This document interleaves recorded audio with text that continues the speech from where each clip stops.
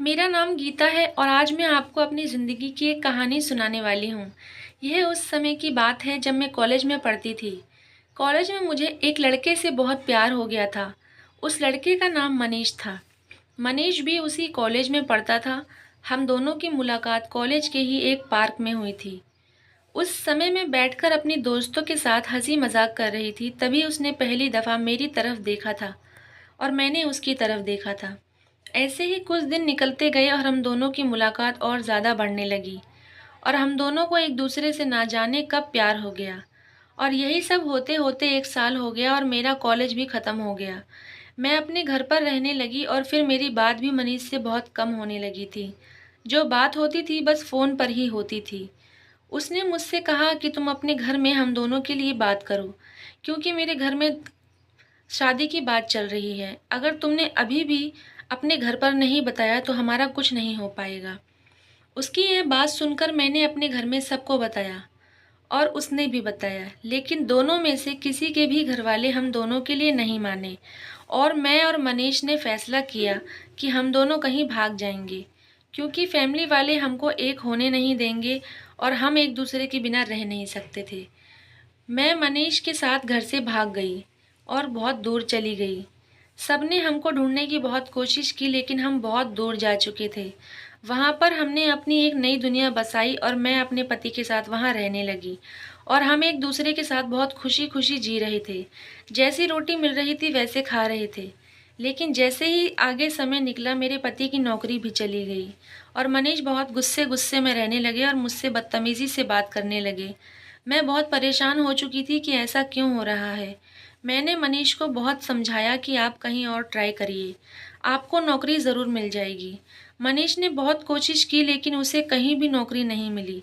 और फिर अचानक से ही एक दिन रास्ते में आते वक्त मनीष को एक पोस्टर दिखा जो एक दुकान पर लगा हुआ था। उस पर लिखा था कि दुकान के लिए एक हेल्पर चाहिए। वहाँ पर मेरे पति उस काम के लिए चले गए और उनसे पूछकर काम करने लग गए। वहाँ पर उन्हें 12,000 महीने का मिलता था। जैसे तैसे हम लोगों का गुजारा हो रहा था। लेकिन वह नौकरी करते करते उनको 1 साल हो गया और उस बीच उनको मैंने बहुत बदला बदला पाया। उनको अब दारू सिगरेट की लत लग चुकी थी। वह अपने दोस्तों के साथ एक बुरी लत में पड़ चुके थे। वह रोज नशा करके घर आया करते थे और उस 12,000 में से 3 से 4 हजार ही बचाते थे जो घर खर्च के लिए होते थे। 3-4 हजार में घर का खर्चा चलना बहुत ही मुश्किल था, नामुमकिन था। कई बार तो ऐसा होता था कि हमें एक वक्त की रोटी भी ढंग से नहीं मिलती थी। मैंने अपने पति को बहुत समझाया कि आप इस नशे की लत से बाहर आ जाइए। प्लीज़ आप नशा मत करिए। ये अच्छी बात नहीं है और आपकी सेहत के लिए अच्छी बात नहीं है। इससे हमारा बहुत नुकसान हो रहा है। कुछ दिन तक तो वह सही से रहे, उन्होंने नशा नहीं किया। इस बीच हमें एक खुशखबरी मिली कि मैं माँ और मेरे पति पिता बनने वाले हैं। मैंने उनको सारी बात बताई और बहुत खुश हुए, लेकिन फिर भी वह चिंता में चले गए कि अब वह कैसे हम तीनों का पालन पोषण करेंगे। हम दो जनों को ही ढंग से खाना नहीं मिल पाता। अब उस बच्चे के आने के बाद कैसे गुजारा होगा, इसकी टेंशन उन्हें और ज़्यादा सताने लगी और वह कुछ कर भी नहीं सकते थे। उन्होंने नौकरी की और ज़्यादा तलाश की, लेकिन फिर भी उन्हें नौकरी नहीं मिली और मजबूरन वह नौकरी करते रहे जो उन्हें 12,000 में मिली थी। समय बीतता गया और फिर से वह नशे की लत में आ गए और नशा करने लगे। कई बार तो वह घर पर भी नहीं आया करते थे, गली में ही नशे की हालत में कहीं गिर जाया करते थे। मैं हमेशा उन्हें संभाल कर पकड़ कर वहाँ से लाती थी, लेकिन अब तो मेरी इज्जत का भी फालूदा हो चुका था। गली मोहल्ले वाले भी अजीब अजीब बातें करते थे। पता नहीं किसकी सज़ा इस लड़की को मिल रही है। एक तो बेचारी माँ बनने वाली है और ऊपर से एक नशेड़ी पति मिल गया जो इसका बिल्कुल भी साथ नहीं देता, इसका ध्यान नहीं रखता। इस पर तो इसको अपनी पत्नी का बहुत ध्यान रखना चाहिए, ख्याल रखना चाहिए, लेकिन ये नशे की लत में चूर है। अब भगवान ही जाने इन दोनों का क्या होगा। पड़ोसी ही ऐसी बातें करने लगे थे और मुझे भी बहुत अजीब सा लगने लगा था कि अब मेरा क्या होगा। एक तो मेरे पति की सैलरी इतनी कम और उस नौकरी को मैं कब गंवाना पड़े कुछ कह भी नहीं सकते थे, क्योंकि वह नशे के कारण कई बार छुट्टी कर लिया करते थे। महीने में 3 से 4 छुट्टी हो जाया करती थी और अब तो हद ही हो गई जब 2-3 महीने और निकले और फिर तो वह 10 से 12 दिन छुट्टी पर रहते थे। वहाँ पर मालिक ने उन्हें धमकी भी दी, अगर तूने 2 छुट्टी से ज़्यादा छुट्टी की तो इस नौकरी से हाथ धो बैठेगा।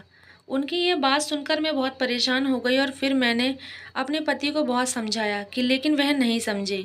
नशे की लत से बिल्कुल भी बाहर नहीं आ पाए और देखते ही देखते मैंने एक प्यारे से बेटे को जन्म दिया।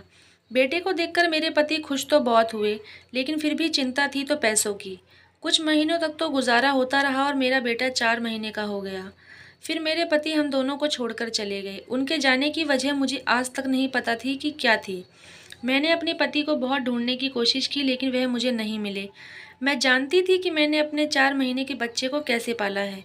अगर अगल बगल के घरों में काम किया, साफ सफाई की और अपने बच्चे का पेट पाला। आज मेरा बेटा 3 साल का हो चुका है। मैं अब अपने मायके भी नहीं जा सकती थी, क्योंकि मैं खुद ही उन सबको छोड़कर मनीष के साथ भाग आई थी। अगर मैं वहाँ जाती तो मेरे माता पिता भी मुझे नहीं अपनाते। इसलिए ही मैंने खुद ही फैसला किया कि अब मुझे क्या करना है। फिर एक दिन मेरे दोस्त ने मुझे बताया कि अब तो तुम्हारा बेटा भी बड़ा हो चुका है, 3 साल का हो गया है। अब तुम्हें इन घरों के कामों से निकलकर कुछ और करना चाहिए, जिससे तुम्हें अच्छा मुनाफा हो और तुम अपने बेटे का भविष्य बना सको। और उसने मुझे बगल की ही एक दुकान में काम दिलवा दिया, जहाँ मुझे 15,000 मिलते थे। उस 15,000 से 5,000 घर का किराया और 10,000 मैं घर के खर्चे में लगाती थी। और अच्छी बात यह थी कि उस दुकान पर मैं अपने बेटे के साथ जा सकती थी। यही सोचकर मेरे दोस्त ने मुझे वह नौकरी दिलवाई थी कि मैं अपने बच्चों को भी वहाँ साथ रख सकती हूँ। उस दुकान में मैंने 3 से 4 साल काम किया और अपने बेटे का एडमिशन भी उस बीच मैंने स्कूल में कराया और उसे पढ़ाया। अभी भी वह पढ़ता है। एक सुबह की बात है, जब मैं उस स्कूल छोड़ने जा रही थी, तभी मेरी नज़र रोड पर बैठे एक भिखारी पर पड़ी। जब मैंने उस भिखारी को देखा तो मुझे बड़ी दया आई और मैं उसके पास गई। मैंने उसे पैसे देते हुए कहा, ये लो, तुम्हारे कुछ काम आएंगे।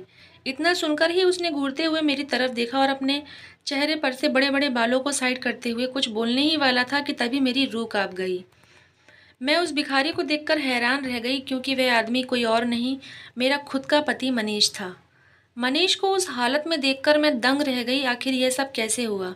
लेकिन उनकी आधी याददाश्त जा चुकी थी। वह बस मुझे घूर रहे थे, क्योंकि उन्हें लग रहा था कि शायद वह मुझे जानते हैं, लेकिन उन्हें पूरी तरह से नहीं पता था कि मैं कौन हूँ और वो कौन है। मैंने अपने बेटे को साइड में खड़े होने को कहा और मैं उस भिखारी से बात करने लगी, यानी कि अपने पति से बात करने लगी। वह मुझे समझने की कोशिश करने लगे और मुझे याद करने की कोशिश करने लगे। मैंने उन्हें खड़े होने के लिए कहा और वह मेरे साथ चलने लगे। मैं उन्हें घर पर लेकर गई। मैंने उनके कपड़े बदलवाए और उन्हें नहाने धोने के लिए कहा। वह नहा धोकर वापस आए और मैंने उन्हें कपड़े दिए और कहा, आप यह पहनकर आ जाइए। फिर मैं उन्हें डॉक्टर के पास लेकर गई और मेरा बेटा यह सब देख रहा था और मुझसे पूछ रहा था कि मम्मा यह कौन है। मैंने अपने बेटे को कुछ भी नहीं बताया और कहा, मेरे साथ चलो, मैं हॉस्पिटल जा रही हूँ।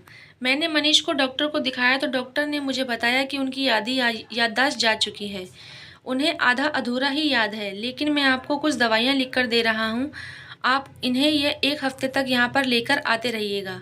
उनकी याददाश्त वापस आ जाएगी। क्योंकि ज़्यादा दिक्कत नहीं आई है तो समय रहते उनकी याददाश्त भी आ जाएगी।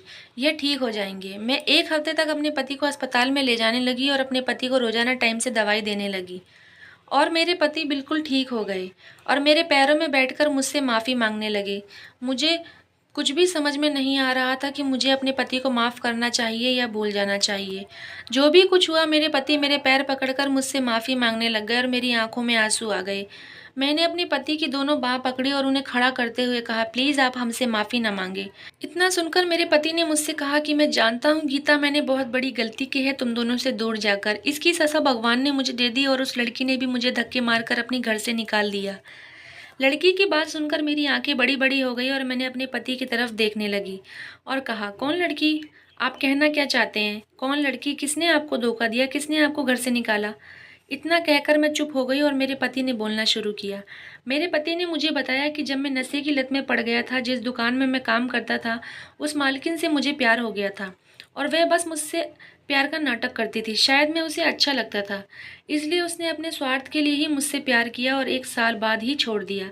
तब से मैं भीख माँगने लगा और मैंने उस घर में भी जाकर देखा जहाँ हम रहते थे। उस पर ताला लगा था। पड़ोसियों ने बताया कि तुम जा चुकी हो। फिर मैंने खुद को सँभाला और मैं इधर-उधर भटकने लगा। मुझे 2 वक़्त की रोटी भी नहीं मिल पाती थी। फिर मैंने भीख माँगना शुरू कर दिया और जो पैसे मुझे मिलते थे उनसे मैं अपना पेट भर लिया करता था। मुझे माफ़ कर दो, मुझे अपने बेटे और तुम्हारे साथ रहना है। मैं तुमसे वादा करता हूँ आज के बाद कभी कोई गलती नहीं करूँगा। इतना सुनकर मेरी आँखों में आँसू आ गए और मैंने अपने पति को माफ़ कर दिया। क्योंकि अपने पति से दूर रहकर मुझे भी अच्छा नहीं लगता था और उनसे गलती हो चुकी थी और माफ़ करने में ही भलाई थी। मेरा बेटा ये सब देख रहा था और वह सोच रहा था कि ये सब क्या हो रहा है। मैंने अपने बेटे को अपने पास बुलाया और कहा, बेटा ये आपके पापा हैं। मनीष ने जैसे ही मेरी बेटे की तरफ देखा तो उनकी आंखों में खुशी के आंसू आ गए और उन्होंने उसे ज़ोर से गले लगा लिया और कहा, मुझे माफ़ कर दो बेटा, मैं तुम्हें छोटे से बड़ा होता हुआ नहीं देख पाया। मुझे माफ़ कर दो, लेकिन मेरा बेटा अभी बहुत छोटा था, उसे ज़्यादा कुछ समझ में नहीं आया। बस मैंने जो कहा उसने मान लिया कि हाँ, ये उसके पिताजी हैं। लेकिन मेरे बेटे को बहुत समय लगा अपने पिताजी को अपनाने में, क्योंकि वह उनसे पहली बार मिला था और पहली बार में ही किसी को पापा बोलने लगे, ऐसा तो नहीं हो सकता था। लेकिन समय के साथ-साथ मेरा बेटा सब कुछ समझ चुका था और हम तीनों खुशी-खुशी एक-दूसरे के साथ रहने लगे। तो दोस्तों, क्या मैंने अपने पति को माफ़ करके ठीक किया? आप लोग कमेंट में ज़रूर बताएँ।